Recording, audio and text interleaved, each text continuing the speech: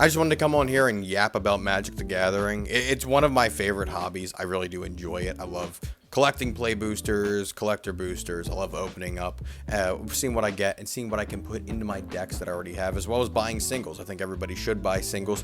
It's honestly the cheapest way to get some of the cards that you actually want to play. And of course, there's some cards that you just want to buy because you just personally want them. Like, for example, the SpongeBob cards from Secret Lair. There were people that didn't like that because when you're playing Magic and you're dealing with elves and Eldrazi and gods and angels and spirits, and then you just have one person at the table that has SpongeBob, Patrick's, fucking sandy cheeks. So there's some people that don't like Universes Beyond. There's some people that don't care for those cards. I think it's cool. I love saying, I'm smacking you for 7 with SpongeBob. That's just, I think that's fun. And right now, the big issue for me and what I wanted to talk about is not only scalping in the community, but also just the price increases in general. I understand for Universes Beyond, they have to mark it up a little bit because of the IP. And right now, play boosters aren't the issue. It's collector boosters. It's also just the whole resale market. Now, right now, my local card shop, I think a collector booster box was $6.99, which is actually on the lower side of what they've been recently because they were selling for $900 just about a couple weeks ago, and since then the price has significantly dropped down to like the mid 600s, and hopefully it continues to drop. The reason the price for a box of collector boosters is so intense, you not only have people chasing the Soul Stone, but you also have comic book artwork as well as the spectacular Spider-Man etched foil cards. And I've seen people open thousands of dollars of collector boosters and not get any of those good cards. I've watched multiple videos of people opening up multiple boxes, not just one box of like 12 individual packs, but like multiple boxes. I have not seen a foil etched pulled yet. I haven't even seen a Soul Stone pulled yet.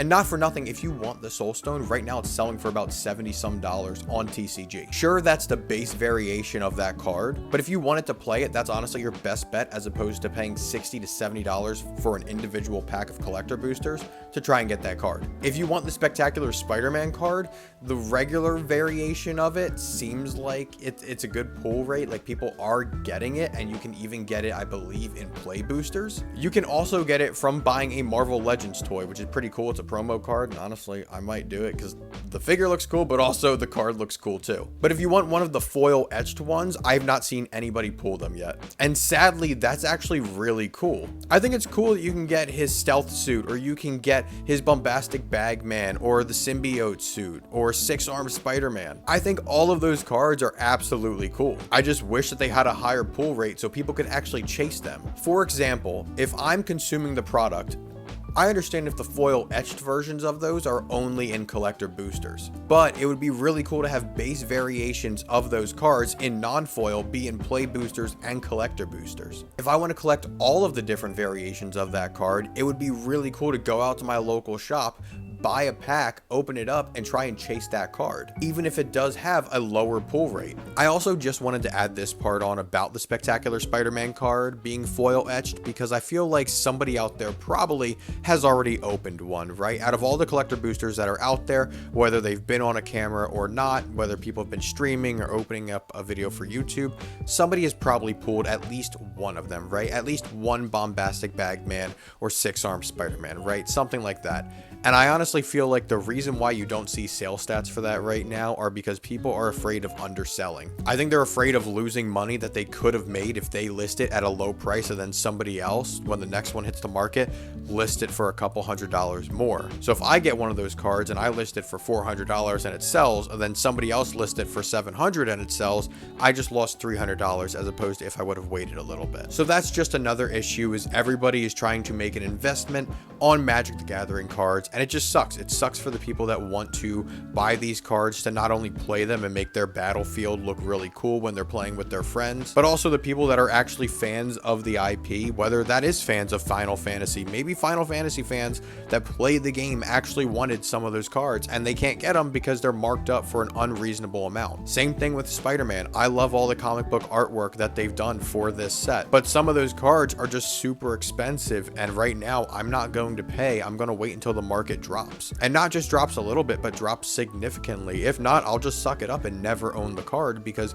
I want to be able to play the card without going bankrupt. The Norman Osborn card looks cool, the Gwen Stacy cards look cool, everything in this set looks really cool, but the prices don't. And that's such a shame that the fans of the IP are the ones that can't get the cards. There are so many Magic the Gathering players that have complained about Universes Beyond, and I guarantee you those are still the people that are buying out shelves of collector boxes just so they can try and get a Soul Stone. Because at the end of the day, they don't care that it's an IP and they're not a fan of Universes Beyond. They care that the card is really freaking good. And they're still going to play a Soul Stone in any of their decks, whether it has Spider-Man characters in it or not. The same way I know damn well somebody has put a Cactuar in a deck that has nothing to do with Final Fantasy. And that's absolutely okay. But those cards should be widely available for fans of the IP. And with something like Spider-Man, Spider-Man is so popular that you could have brought a bunch of new fans and players into Magic the Gathering. If they would have taken a little bit more time, done pre-con decks as well as maybe a starter deck,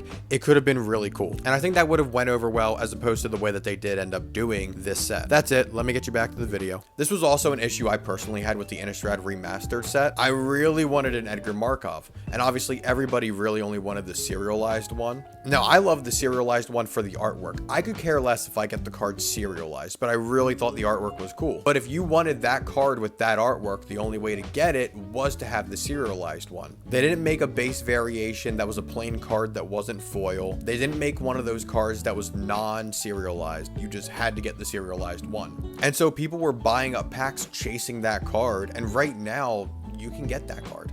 There was a video that came across my YouTube page the other day where somebody bought $8,000 worth of collector boosters for Innistrad. You could have just bought 2 or 3 of that Edgar Markov. Sure, you're paying a hefty amount. It's around $2,500, but you can get that card. Imagine owning 3 serialized Edgar Markovs as opposed to spending $8,000 on collector boosters and not getting one. Now, granted, I didn't watch the video, so I have no idea if he actually pulled one. I'm just saying, in theory, you're better off just spending that $8,000 on that single card as opposed to opening up and gambling on every single pack. Another thing I want to talk about, because I just saw this on TCG earlier today, is that 4 of the scene boxes are selling for like $300 some, or they're at least listed in that price range. I just bought one of the boxes yesterday at my local card shop for $41. Inside, you just get the 6 cards, you get 6 art cards of it, and then you also get 3 play boosters. So I don't know why 4 of those boxes are going for $300 some when really they would retail in between like $160 and maybe $180 depending on where you shop and where you get them. So that again is either price ups from resellers, or maybe those are card shops that are just throwing a Hail Mary to make some money back on Spider-Man. The other thing about collector boosters and why they have a high price right now is because that is the only way to get one of these special comic cards for Peter Parker, Miles, or Eddie Brock. And they're all great cards. If you want to buy them to play them, you can get them for a hell of a lot cheaper than these editions of the card. But I'm a comic fan. I really want these cards. The Eddie Brock looks really cool with that Todd McFarlane artwork for Venom. Then of course you have iconic covers for Peter Parker and Miles Morales. But again, the only way of getting these cards are in collector boosters. And they don't have the highest pull rate, but they also don't have the lowest. That would still go to the Soul Stone. I have not seen one Soul Stone pulled on any video, any stream, nothing. My advice is if you want these really expensive cards, just buy them outright. You have a better chance of buying these cards outright than you do of actually pulling one of them. It's not guaranteed when you open up a collector booster that you're going to get one of these cards. You have a better chance, right? But you don't actually have a guarantee of getting any of them, or if you do get one, getting the one that you want for your collection. And I think it's a shame for people that actually do want to play these cards or do actually want to collect them, because right now everything in the world is priced up, and then you're also adding cards on top of that. And it's not like this is anything new to trading card games. I mean, you have Pokemon, you have One Piece, right? You have Lorcana, you have Magic, and everything continues to rise in price. And I don't even know what the Avatar set's going to go for, because right now those prices are also pretty high as well. Honestly, all of it kind of sucks. We're the only ones suffering from it. If you can't afford to shell out 600 doubloons for a box of collector boosters, or if you don't want to even pay $70 to get one pack, right, and pray to God that in that one pack you hit really big on a couple of cards, you're SOL. When a collector booster pack, a single pack, is $30, even then you're risking making it back. On the few times that I've bought a collector booster, I've actually gotten some cards that I really wanted, whether that was Lost Caverns of Ixalan and I got some Jurassic Park cards, or Duskmourn when I got Valgavoth. I would have made my money back if I chose to sell the card. The thing is that I want to play these cards that I pull. At that point in time, I own the card. And I'm like, well, shoot, I'm going to get my use out of it, so let me put it in a deck and see what I can work with here. But right now, you're just going to analyze these cards online and want to buy singles because the cards are too expensive. And not a lot of them are really game changing, and some of them really only have abilities that would work within the Spider-Man set. And if you're building a deck to match the aesthetic of Spider-Man, you're gonna be able to buy a lot of the cards very cheaply. If you buy singles, then maybe your commander you want Eddie Brock, then you can get one of the really cool treatments of the card. That's it. That's all I really wanted to rant about today. I just think the prices going up are ridiculous. I'm not a fan of it. I like having fun and cool stuff in my deck and actually being able to play it. I'm not somebody that's just gonna buy it, put it in a binder, never touch it, and then sell it someday. That I just want to play the cool looking cards. That's it. That's all I wanted to rant about.